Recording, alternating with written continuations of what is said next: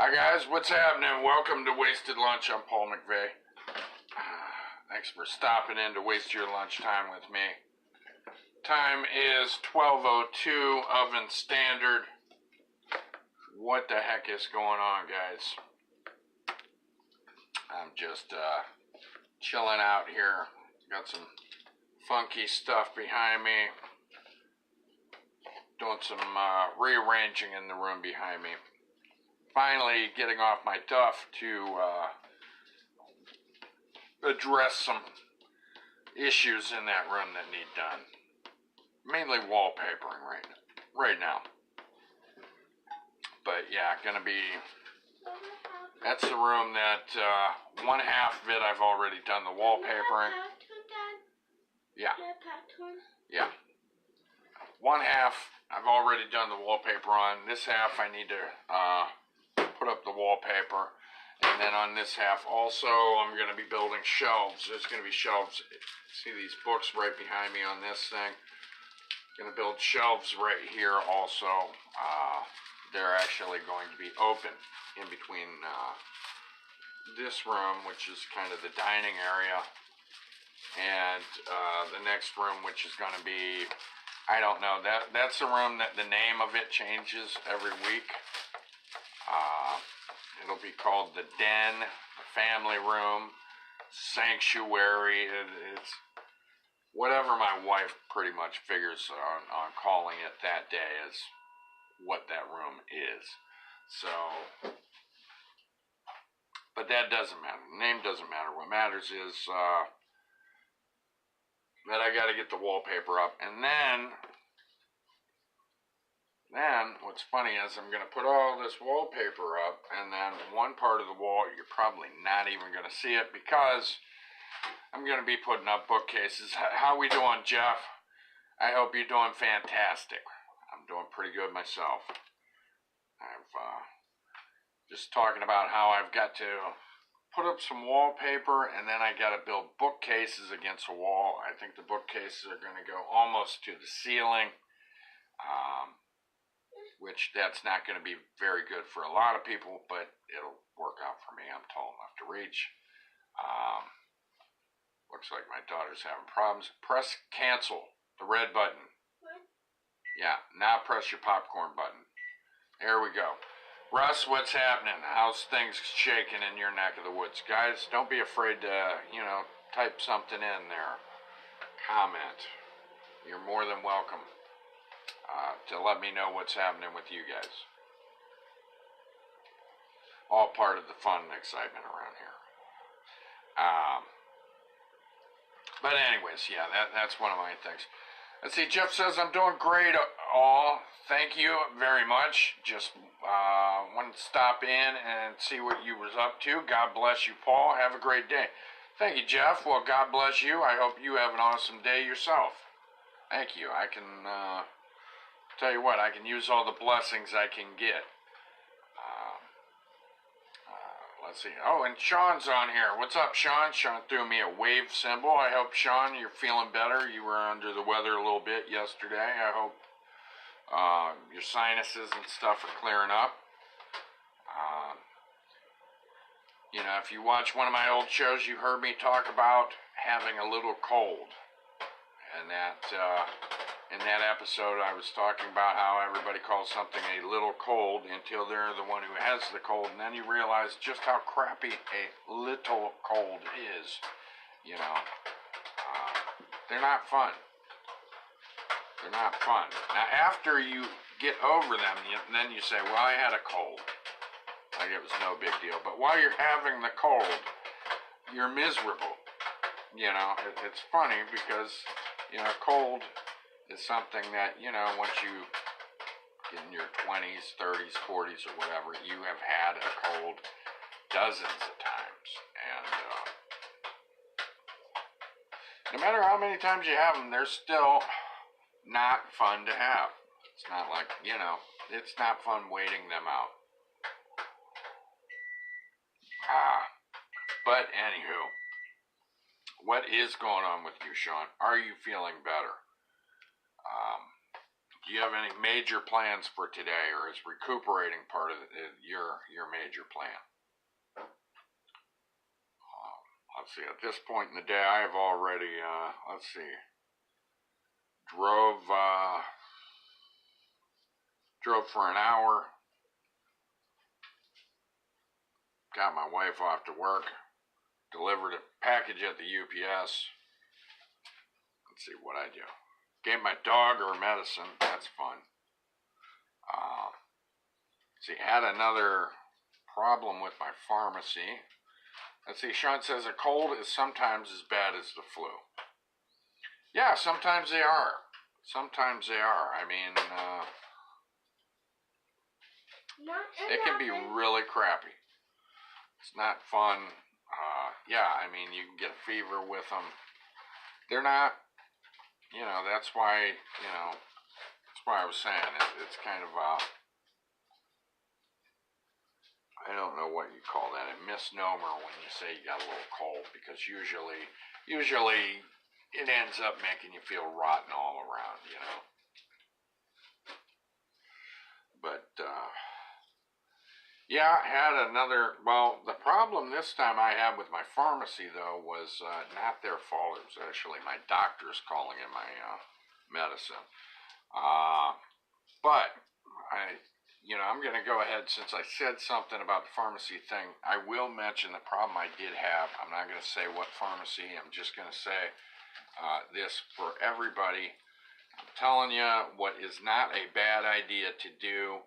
When you get prescriptions, it is not a bad idea to check those prescriptions, all right, online, and make sure you're getting the right medicine. Now, you might say, well, that seems kind of paranoid. Well, I'll tell you what, I've got the wrong prescriptions twice in 1 week. Okay. The wrong dosage on one. I got way too much, too high of a dosage of medicine, and then too small a dosage on one. So,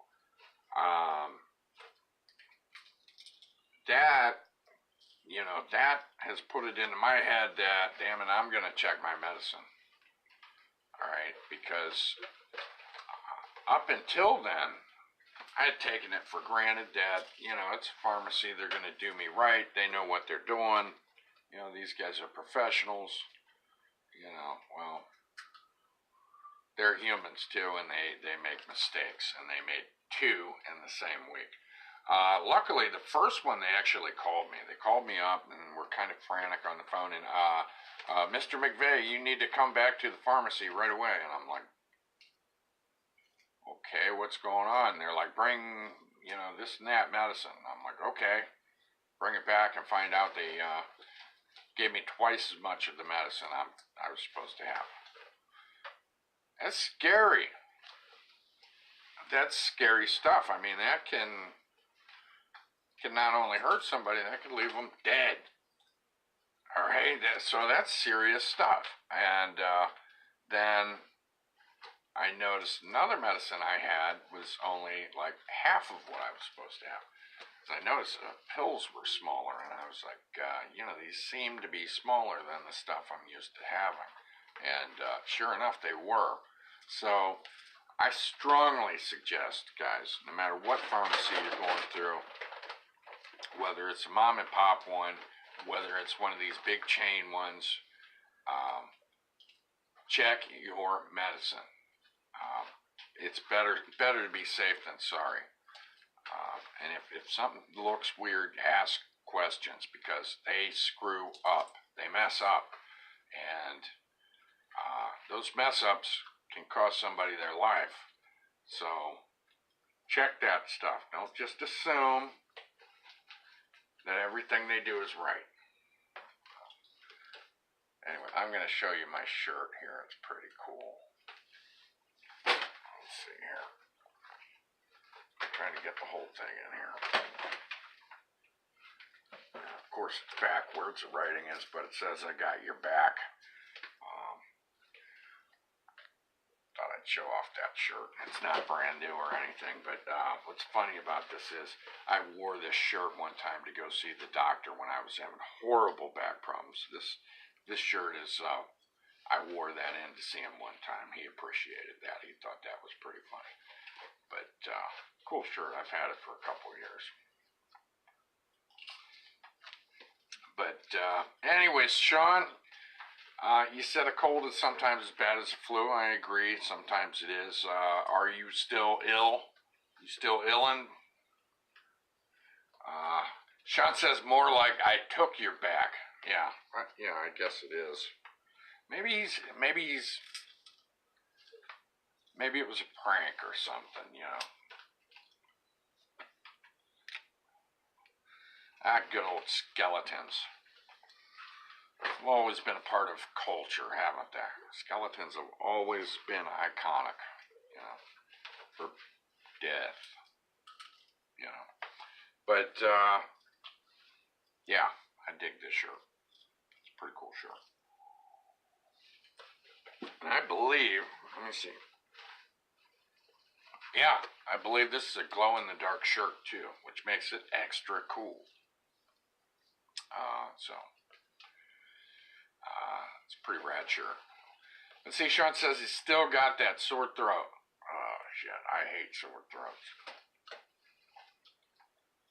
I hate them. And I don't even have tonsils.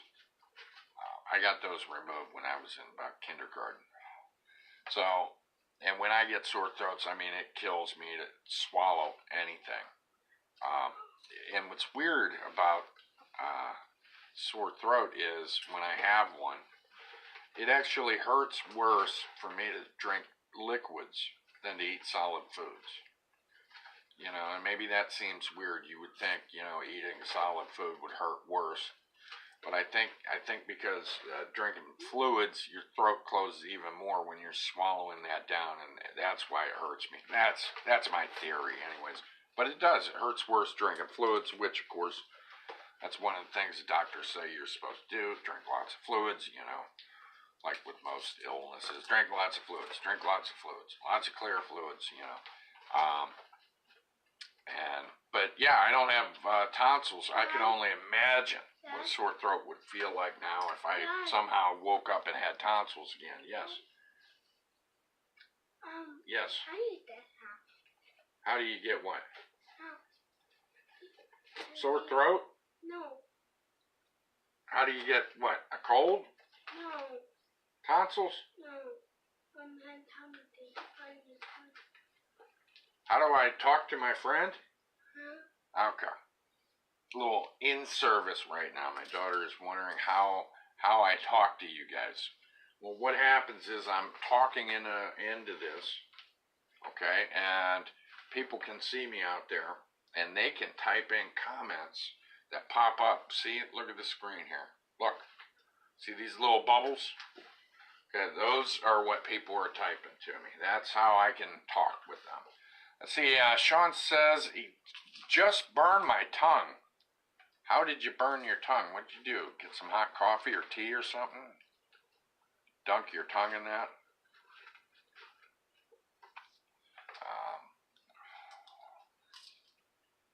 The heck are you doing there, Sean? You know, yesterday I talked to you. You got a cold, so you figured you'd do some kind of weird yoga and pull one of your leg muscles. Today you still got a sore throat, so now you're going to burn your tongue off. Oh, Sean says, my hot pocket. Well, there you go. Those things are dangerous, man. Those things are dangerous as hell. Hot pockets, those things are horrible. They taste good, and they're full of salt. But they're dangerous. You take a bite out of one part, and it's ice cold. You're biting into ice crystals. You hit the next part, and it's scalding hot. Somebody told me one time, I don't know if it was a comedian or something, somebody was quoting him, said, you know, Hot Pockets have two temperatures, ice cold and lava, I think, was what somebody said one time, and that's true. That's true. I mean, and it can be at the same time. One part of it can be ice cold, and then the other part is, you know, scalding hot. You know Hot Pockets, right? Mama. And, you know, the only way to make them and make sure they're done without killing yourself eating one is you make sure that you have microwaved it over long enough, and then you cut it open, splay it open like a hunted down squirrel or something. Split it open, and then you let it cool. Watch all the steam rise off it, and then you just kind of dab it with your finger every now and then. Make sure you're not going to kill yourself trying to eat the thing. But yeah, Hot Pockets are dangerous. No. Yes, they are. You can get burnt bad on one of them. You eat it? I'll tell you what, I about burnt my lips off one time on pizza one time. Over at Cece's, okay? Big surprise that I was a huge fan of Cece's. Especially, they used to have these pizzas called flips. In a way, they were kind of like a large Hot Pocket. Okay, all they were was cheese and pepperoni inside of them. But that cheese would be boiling hot, you know, and I'd get them, and being a hog, you know, I couldn't wait for it to cool down, so I'd bit right into it, and burnt my tongue and lips and everything else. Oh my gosh, it hurt. Sean said hi, Helen. Helen says hi. She's munching on some popcorn. Well, she's only eating so much of it. The rest of it's going on the floor, all about her feet. Let's see. Sean says pizza rolls are scorching hot too. Yeah, them little boogers will get you too. You have a pan of those in the oven, and you know, they don't cook evenly in the oven, you know, or bake. Maybe that was the proper term. They don't bake evenly. You know, you'll have half of them might be scalding hot and bursting at the seams, and then you'll have a couple, usually in the center of the pan, that are still chilly. And, Dad, you know, because we make a lot of those too. You know, kids get hungry, and it's like, yeah, we got those big monster bags of pizza rolls. Dump them on sheets, slap them in the oven. Dad, Yes. Mama, pepper. Yeah, well, that's going to be later, not on my watch. That'll be when Mom's around. Then you'll mop the floor. Not mopping the floor while I'm here. I don't want to be. I don't want to be. My daughter Helen wants to mop the floor. Your mom let me. I know Mom will let you. I don't mind if you clean up your popcorn after you're done. You know, it's not like the floor eats all that popcorn you're dropping. No, I can. No, we're not going to depend on the dog to clean up after you. She, half the time, does not eat popcorn. Now she's thinking the dog's going to clean up after her. Not happening. Anyways, today I'm also wearing one of my favorite hats of all time. Now, what's funny about this hat in particular is my wife absolutely hates this hat. Okay. She absolutely hates it. She cannot stand this hat. She hates it. Alright. So, whereas I absolutely love this hat, of course. It's got to be like that, you know. It's got to be like that. I got another hat that I like that I don't wear very often. She hates it too, but not as bad as this hat. So when this hat right here, that's on my head right now, when it disappeared for a few weeks, all right, yeah, I trust my wife for the most part and feel she's honest with me about things, but for a while there I started wondering, did she hide my hat? Did some terrible fate befall my hat? Is it buried out in the woods with bullet holes in it? You know? But I actually found my hat. It was buried under some junk in that room that's getting redone, okay? The room that's been catching all of our junk in our house. It was buried in there. So I found it, and lo and behold, there it is, and it's ugly beauty that is this fine hat. And so now I can wear it and bother the hell out of her. Let's see, Sean says, you ever thought about getting a beekeeper hat?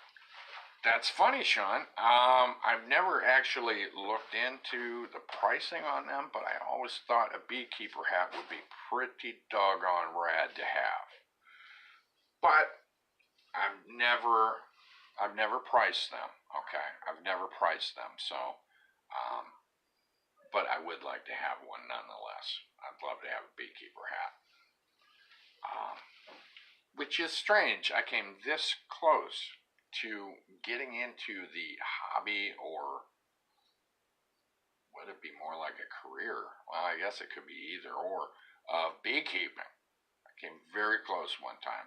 I went to a county fair one time, and there was a local whatever beekeeper nerd club, and I always was interested in bees and insects in general, and these guys got a hold of my ear and started talking to me, and I started getting information, came pretty close to buying some beekeeping stuff. Let's see, Sean says, could you imagine doing wasted lunch with a beekeeper hat on? Yes, I definitely could do that.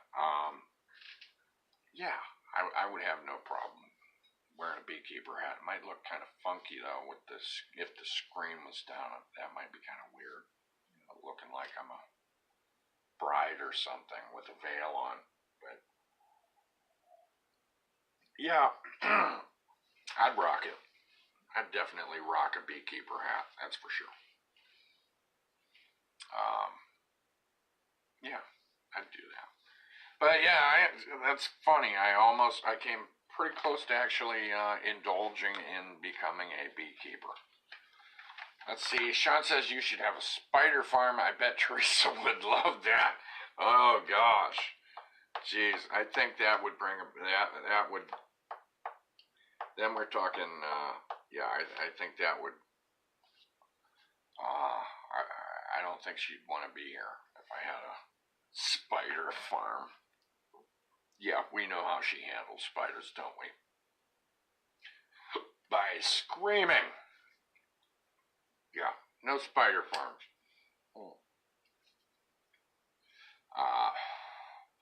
And spiders, that's the thing. Spiders don't scare me. But a spider farm, for God's sake. Oh my gosh. Let's see, Jimmy's on here. What up, Jimmy? What's going down? Welcome to the show. Yeah, having a spider farm. Yeah, Teresa would love that, wouldn't she? No, I don't think I'm ready to be a spider farmer. Let's see. Sean says, I see spiders in my house every so often. Yeah, I mean, I see them in here too. We see some good damn sized spiders in here too sometimes. Jimmy's waving. Let's see. Jimmy says, work in the tile scene. Wow, from the sounds of what you said a few days ago, it sounds like you guys have a lot of work in front of you. I have no idea what kind of square footage you guys get covered in a day. Let's see. Jimmy says, is there any money in spider husbandry? I don't know. I have no clue. Sean says, wolf spiders are in my backyard. Yeah, well, I'll tell you, they are in my backyard and they are in my garage. We have, where I live, we've got woods back behind my yard. And then, other than that, then our whole neighborhood is, a whole big section of it is, bordered by a huge cornfield. So we've got farmland and woods, and so that leaves us for all kinds of fine spiders. And now that it's cold, it seems like they're trying to move into the house right now. Spider husbandry, nice.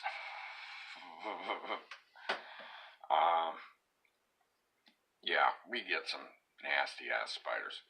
Sean says they are venomous but rarely bite, but when they do, it's not usually fatal.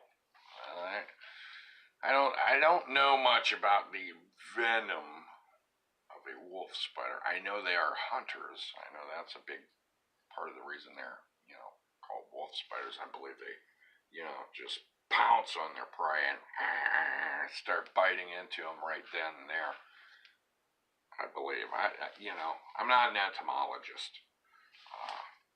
I've just seen some videos every now and then. But, anyway, so Sean's got a sore throat. Jimmy's still slanging them tiles like it's nobody's business. I'm in limbo on my car stuff. Waiting for a check to go through in our bank so I can buy the proper starter now. Let's see, Sean says the most venomous spider in Ohio is a black widow. Dun, dun, dun, dun, dun, dun. I'm thinking of the Alice Cooper song, The Black Widow.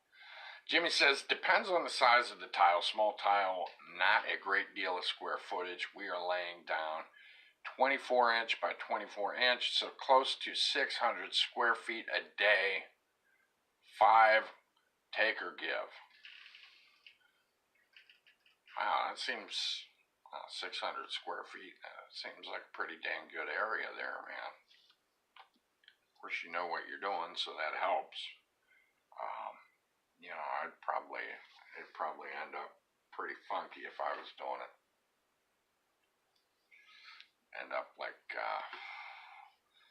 It'd probably end up looking pretty wacky and conky, wonky, like one of those old German films by what's his name, Murnau or whatever, with the weird backgrounds and shit. Jimmy says, what about the fiddle spider? I thought they were really retry bad also, which I'm going to assume you mean really bad. I don't know about the fiddle spider. Are those little drunken Irish spiders that play? I'm picturing that kind of a spider, a little leprechaun guy with 8 legs playing a little fiddle, Maybe he's got a friend, a banjo spider. I have heard of fiddle spiders, though. But I don't know what the hell they are. I don't know what they do. Now, wait. When you say fiddle spiders, are we talking about... let's see. Jimmy says, figuring out the Pythagorean theorem and your 3, 4, 5s. Okay, Jimmy's getting technical here. Now that theorem or whatever is, anyway, I'm going to move past that one. Jimmy says also called the brown recluse. That's what I was going to say. I was going to say, are you talking about the brown recluse because they have that fiddle shape on their back? Let's see. Sean says they're not venomous, but as long as you get treatment right away, you should be fine. I think one of the problems is with the brown recluse spider is people will get bit and will get infections that will cause necrosis, actual start killing the tissue in their body, like rotting it away, and they'll have to get it removed. And some people, it just keeps spreading and spreading, and they actually lose limbs. Sean says it's also called the violin spider. Well, that makes sense. You know the difference between a violin and a fiddle? It's how they're played. Did you know that? That's what makes a difference between whether it's a fiddle or a violin. Same instrument. It's just how they're played. So that makes sense that the spider would be called fiddle, violin, whatever. Yeah, I knew somebody who was bit by, I knew somebody who actually, he and 2 of his kids were bit by brown recluses. And that actually happened in Ohio. From what I understand, they're more predominant down south, but this happened in Ohio. His daughter had to get a plug of meat taken out of her arm. So, because it became necrotic. Then the son got bit. He wasn't as bad. And then the dad got bit on his leg and on his hip, and he had to, like, it turned like blackish and white, and he had to squeeze it every day and squeeze this pus crap out of it. It was nasty looking. Sean says it's painless when it bites you, so most people don't even know they were bit, which is another reason they are dangerous. Yeah, I don't know if it's something in its venom that causes this bacterial infection to happen. And I don't know. I don't know if that's why it happens like that, or, you know, some people, allergies, I don't know. All I know is that some people are bit, and it's not a big deal. Other people are bit, and it turns into a big ordeal where they have to keep removing meat, trying to keep it from spreading, kind of like a cancer or something, you know. Keep trying to chase it and get more of the flesh around it. So, okay, now Jimmy's explaining stuff. Okay, A times B equals C. Jimmy's getting technical. The 3, 4, 5s proves the square of a room. If you measure 3 feet down one wall, 4 feet down the adjoining wall, then the distance between the end of each line will equal 5 feet if the room is square.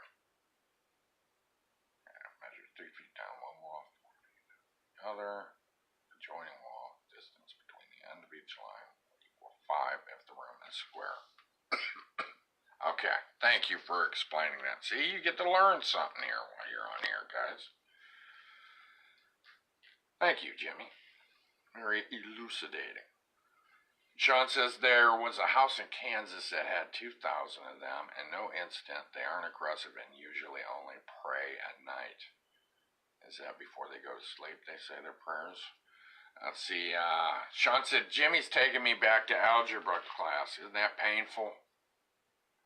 Well, you know what? At least what Jimmy's talking about is, what would we say, applicable. You know, at least it's practical, something that can be used. And I'll be honest, I forget a lot of those theorems and stuff. And then every now and then run into a situation where I'm like, what the heck was that thing I learned way back when? You know, and I'm like, geez. Jimmy says, like Christians, we're talking about the spiders praying. Yes, they say their prayers at night. Well, they're, you know, thanking the Lord for the meal they're about to receive, I guess. You know, at least they're thoughtful, you know. Yeah, algebra, spiders.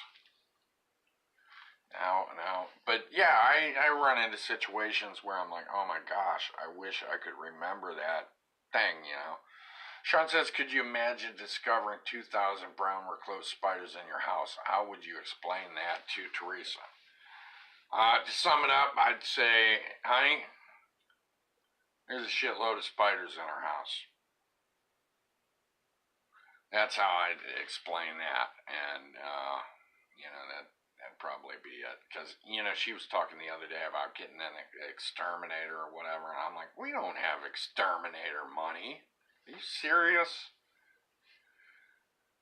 Jimmy says, I forgot a lot of them and was in shock when the first 4 pages of the entrance test.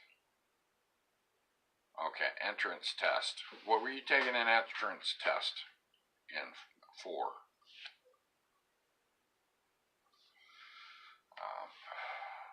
Yeah, 2,000 brown recluse spiders. Sean, back to that. I couldn't even... Jimmy says, well, back to the grind. Catch you later, sir. All right, we will catch you later, sir. Jimmy, thanks for hopping on. Thanks for participating and learning us some stuff. All right? Have a good day. Be careful at your job, man. Oh, okay. The entrance thing was for the union. Okay, cool. Cool. Well, I'm glad you got in there. Good for you, man.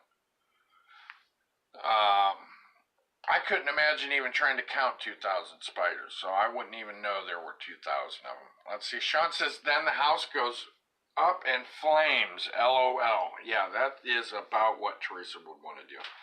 Jimmy says, thank you. Oh, and I mean it. Good luck to you, brother. Yeah. Whoa. Thousands of spiders? Jeez. Yeah, she wanted, I guess at her work, they're having spider troubles. Coincidentally. And, they had some exterminators come into the office where she works, and they're, killing the bugs and stuff, and then they got quoted special prices for doing exterminations at houses and stuff for the employees, and Teresa brought it up. Oh, we could get this and that done, our house would be bug-free, and I'm like, leave the spiders the way they are. I mean, imagine how many flies and moths we'd have if we didn't have our spider friends helping keep them in check a little bit. So they got something to do around here. They got plenty of shit to eat. Let's see, Sean says she got scared of the one spider. Could she imagine 2,000? No. And I'll tell you, just her even thinking about 2,000 spiders would probably leave her in an instant panic attack. She does not dig spiders. Or rodents. She hates rodents also. So, but what you gonna do? But the spiders, yeah, I'm not gonna pay $150 or whatever to get spider traps and all this and that put in my house. Not when I need car parts. I'm not gonna be spending that money on getting rid of insects and vermin and stuff. I mean, it's only fending them off for right now, and I don't feel we are under attack at this time. Let's see. Sean, you put open a drawer and 30 come out. Do you mean a jar or a door? Did you put drawer? Or is that French or something? Am I missing something? A Yore. And 30 come out. Wow. No, I'm telling you, like I said, I'm not afraid of spiders, but if my house was infested like that, I sure as hell wouldn't want to be sleeping there. Okay. Sean says a dresser. Okay, you're talking a drawer then. Okay. Yeah, you gotta check out what you wrote, how it came out. Yore. Yeah, dude, thousands of them? No, I would not feel comfortable. I wouldn't want to sleep in there. Especially spiders that can do that shit to you, because, with that many spiders, I imagine you're going to get bit no matter what. You're going to be rolling on them in the middle of the night, and they're going to be biting the hell out of you, so, yeah, not cool. Not cool at all. Sean put, my bad, drawer. I figured that, but, well, actually, I didn't figure that. I had no idea what you were talking about. I gotta go get myself a cup of coffee. We're out of regular coffee, so what we got going on is, got this Keurig thing. They call K-Cups. And take one of these little babies if you haven't seen one of these. Pop this open. Take out the old one if you were lazy like me and didn't take it out. Pop that baby in. Close her off. Push the button on top. Where the hell is it? And then the hot water goes through it, and then you got coffee. What's up, Jason? What's happening? Hope things are going fantastic. Sean says it's better than what I was originally going to put. Oh gosh, what were you going to originally put, or should I even ask? Is it that bad? Let's see. Sean says, I always thought it started with a G. What started with a G? Drawer? You're not talking about drawer, are you? A drawer? That would be like the most uncomfortable word in the world to say, a drawer. Let's see, here we go. We got the coffee coming out.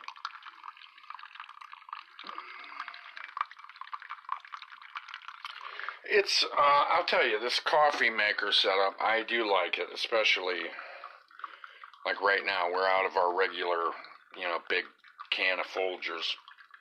So, this is nice.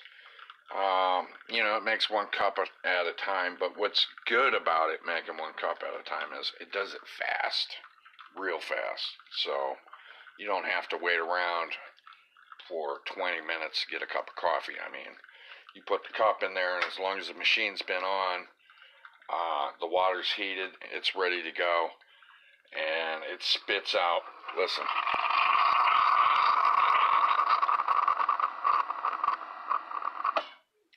That's why I say it sneezes out the coffee. It sounds like somebody blowing their nose or something, which that sounds disgusting, but that is what it sounds like. Sounds like somebody blowing their nose when the rest of the coffee comes out. Let's see. There we go. A little bit of creamer. That action. Let's see. Wipe the spoon off on my hand. So it was on the coffee table. Here we go. Coffee. Ready to go. I drink way too damn much coffee. And then I wonder why I end up fidgety and stuff. Let's see, Sean says, what flavor? Okay, the coffee I'm drinking right now, it is called Breakfast Blend.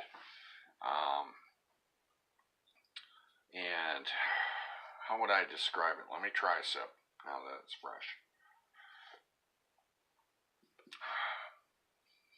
It's good. It's good coffee. It's not very weak, okay, which I don't like. I don't like lame coffee. I don't like weak coffee. It's kind of robust, but not too bad. It's just straight coffee flavor, okay? No sweeteners or vanillas or mochas or any jazz like that. Fuzz in my coffee. But it is not as robust or strong or overpowering, should I say, there's a French roast coffee out there for these K-cups, and that stuff is very strong, almost noxious. Okay, very strong.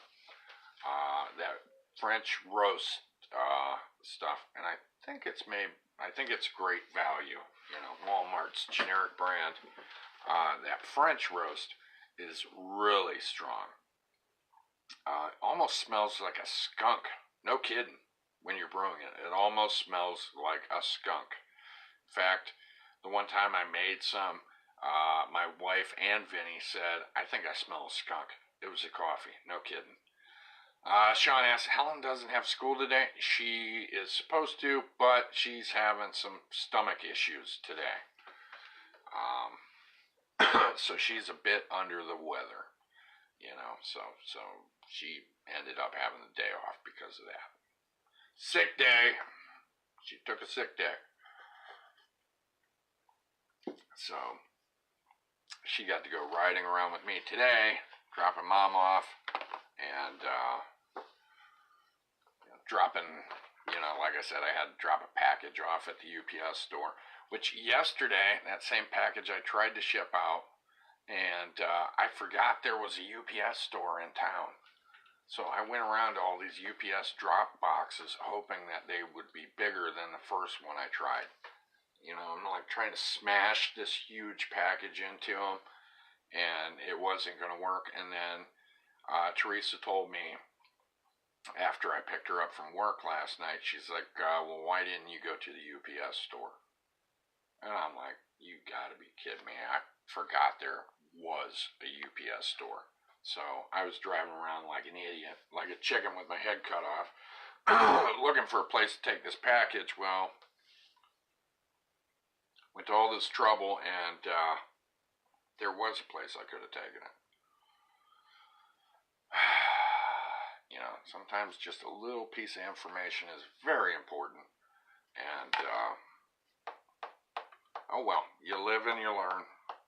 The good thing is, you know, I wasn't having to, you know, I'm returning a brand new starter back to the person I bought it from. It's not like I was carrying a frozen heart for somebody to get a transplant. So, you know, I got to keep that in perspective.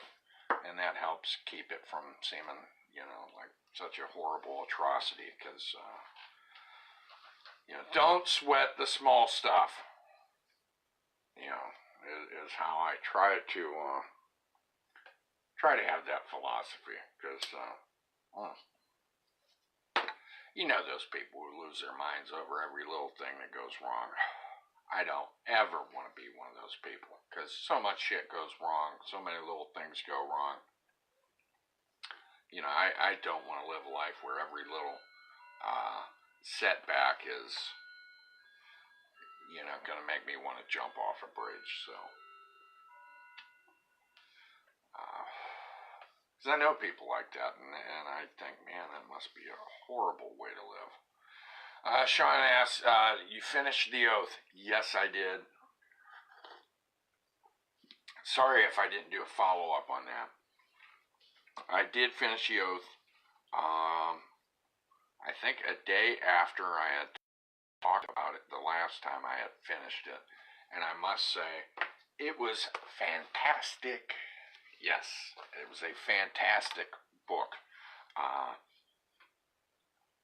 It was, you know, it was wrote by the same guy who wrote This Present Darkness. You know, so I went from one book of his to the next book of his to another book of his, read the oath. Let's see, Sean's asking, was the dragon real? Are you sure you really want to know the truth about it? Because you might want to read this book. You tell me right now if you want me to spoil it or not. I will spoil it if you really want me to. Alright, so at this point, guys, if any of you are wondering about the Oath book, if you even remember me talking about it, there may be a spoiler here. You tell me, Sean, whether or not you want me to really spoil this for you. If you say yes, I will tell you. Yeah. Okay, Sean says yeah. Alright, I'm going to spoil it for you. Yes, the dragon was real. It was real, dude. The dragon was real. Yeah. I mean, it's crazy. But it ended up being real. And,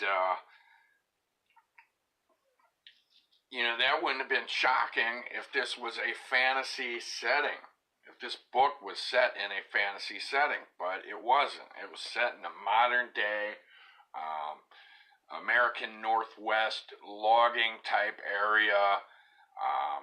You know, I mean, yeah, the book's, you know, I don't know how many years old now, but still modern day, and everything very much dealt with reality, and then for this thing to turn out to be real, it was shocking, you know, because, you know, the story played out like a mystery, and you're just expecting there to be some, you know, in our world, logical explanation behind all this. Like somebody making it look like there was some mythical dragon or whatever doing this. But now it turns out it really was a dragon. Sean says, Paul, what would you do if you saw a dragon? Well, I'll tell you what. If I was from a safe distance, I would observe it for a while. Okay? Observe it. If I wasn't at a safe distance, I would be nice to it. Alright? And then in either situation, if I safely got away from it, I'd consult my psychiatrist afterwards. All right, that is what I do in the case of a dragon experience, I guess. But no, dragons are like the cream of the crop, tip of the top, badass mythical creatures. You know, I mean, dragons the top. That you don't mess with dragons. You know, so I definitely wouldn't be pulling some St. George stuff and charging it with a what is it, a pike, or what do they call them, jousting rod things. Wouldn't be doing any of that stuff. I don't need to be a hero, you know. Let's see, Sean says, give it half of your sandwich, become its best buddy. Nice. I'm the Earl of Sandwich. Here, have a sandwich. That'd be nice if it worked. But yeah, I mean, the book is totally crazy because it turns out it is a real damn dragon. And I have to say, the book ended up being fantastic. And despite the fact that quite a bit of the book is a mystery, it probably would be a book that would probably still be enjoyable on a second read. It really would. Now that I've read two of this man's books, you know, one of the big questions for a lot of people would be, okay, well, compare them. Which one's better? And that would be a tough question to answer too, because both the books are miles apart as far as story-wise. They're very different. There are some similarities between the two, and that is the fact that there's an investigation going on in both these stories. Okay, and that's similar. Another thing similar is that they take place in small towns where there seems to be a conspiracy. That's similar also. But besides that, you know, which those things seem like, oh, well, they're the same damn book. No, they are completely different besides that. It'd be really hard to draw a comparison between the two. They're both ultimately enjoyable, though, I felt. But, you know, some people might be turned off because there is a spiritual aspect to them.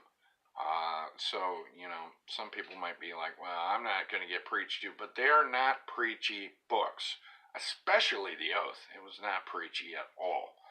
So, but I thought both books were really good. Let's see, Sean says it's interesting to think, what were they actually seeing? Both medieval and ancient Chinese cultures have dragons. That is interesting, and I've always wondered that too, is how these completely different cultures have similar mythical creatures in them. You know, was there a time when man lived alongside very big beasts, you know, that resembled dragons? You know, was there a time where man did walk around and there were dinosaurs or something like that? You know, is that what caused these two, you know, let's take your example, two completely different cultures to, you know, have these mythical beasts in their, you know, storytelling? Makes you wonder. Sean says maybe it was the berries they were eating. Yeah, they were eating dragon berries. Eating dragonberry crunch. I don't know. I mean, because you think, like, okay, when you're talking medieval, I imagine you're talking, you know, like Western Europe and stuff. You know, you're talking like England and the Celtic lands and stuff. You know, they don't even have alligators and crocodiles and stuff. Whereas, you know, in the Asian culture, I mean, these people have seen crocodiles and stuff like that. So, I mean, which to me, in my mind, are pretty damn close to what a monster would be, you know. So that could easily be inspiration for it. But what about these European dudes? Where are they getting these ideas? I don't know. And, you know, I think Norse mythology has them too. So, you know, I think there's quite a few different peoples who have dragon tails. So, where did all that come from is a very good question, Sean. Very good question. Who knows if we'll ever have the answer for that. Who knows? But, anyways, yeah, dragons. Yeah, I'm telling you, if you ever get the book, you know, you ought to check out The Oath. Let's see, Sean says, yeah, a lot of cultures do. It's insane. Yeah, I've wondered about that too, and I always thought it was interesting how dragons tend to look different in some of the Asian cultures. They're more serpent-like, you know, and you know, than the European dragons. See, Sean says maybe they came across some dinosaur bones. Who knows? That ain't a bad little theory there.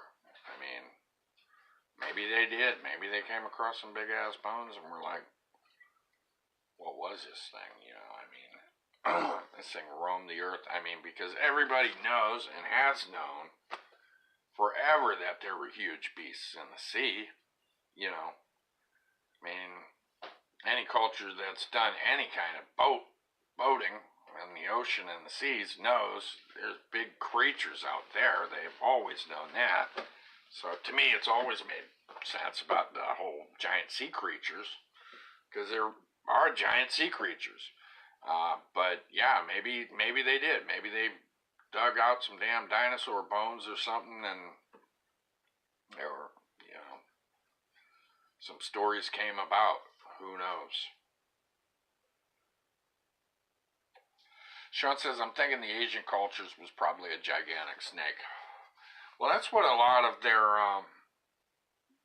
illustrations tend to look like, or giant, like serpent-like dragons, you know, with some legs every now and then.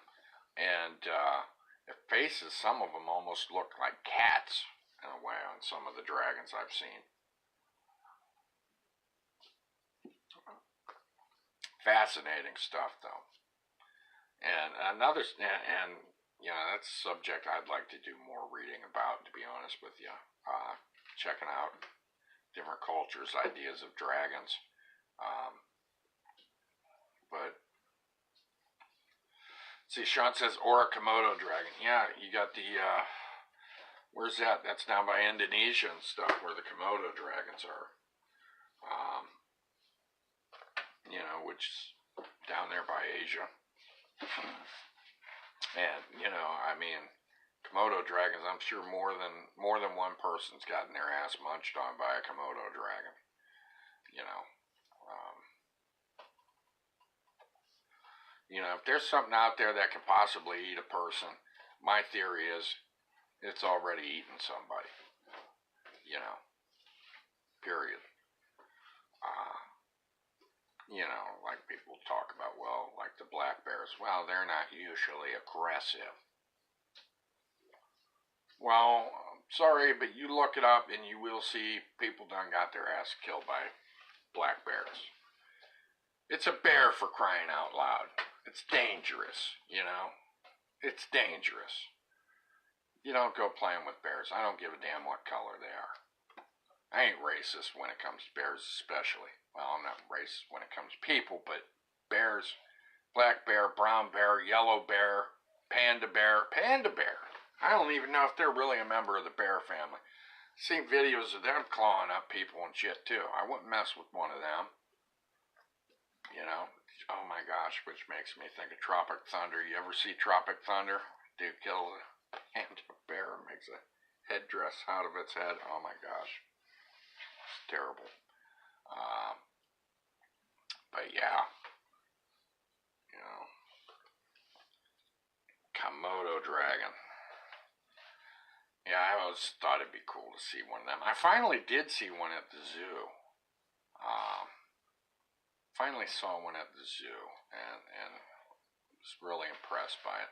Sean says the water monitor lizard is a huge lizard that lives in Southeast Asia. Yeah, well, and the Komodo dragon itself, I mean, it's kind of a monitor lizard too, isn't it? Isn't it kind of just like a really big monitor lizard? And I know it has bacteria and stuff in its saliva, so that when it bites something, it ends up poisoning the bloodstream of its prey, and then they'll just kind of hang back and wait for their prey to die from the sickness, and then they'll eat them.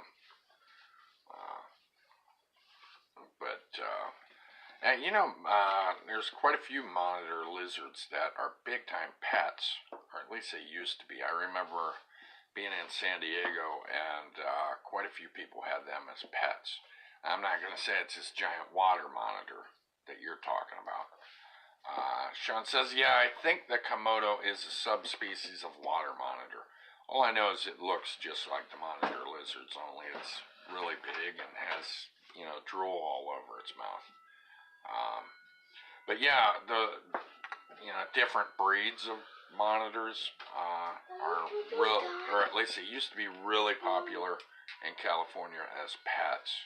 And I remember my sister lived there in San Diego, and one of the pet stores had a problem. One of the lizards got free, started eating some of the other pets. So. Done. Almost. Die. But anyways, let's see. Time is 1:03 Oven Standard. It's time for me to hop off of here. So with that, I'm going to bid you a good day, Sean. I hope you have a fantastic day, and anybody else who's watched this, thank you for watching. I hope things are going great in your neck of the woods also. Thanks for watching Wasted Lunch. I'll be back on here tomorrow at noon. Wasting your lunchtime, guys. So, take it easy. Sean says, have a good day, Paul. You too, Helen. Said, have a good day. You too. Helen said, you too. All right, until tomorrow, guys. Take care of yourselves. Be careful of whatever you're doing, and look out for one another, you brothers and sisters out there. And I'll see you later. Bye.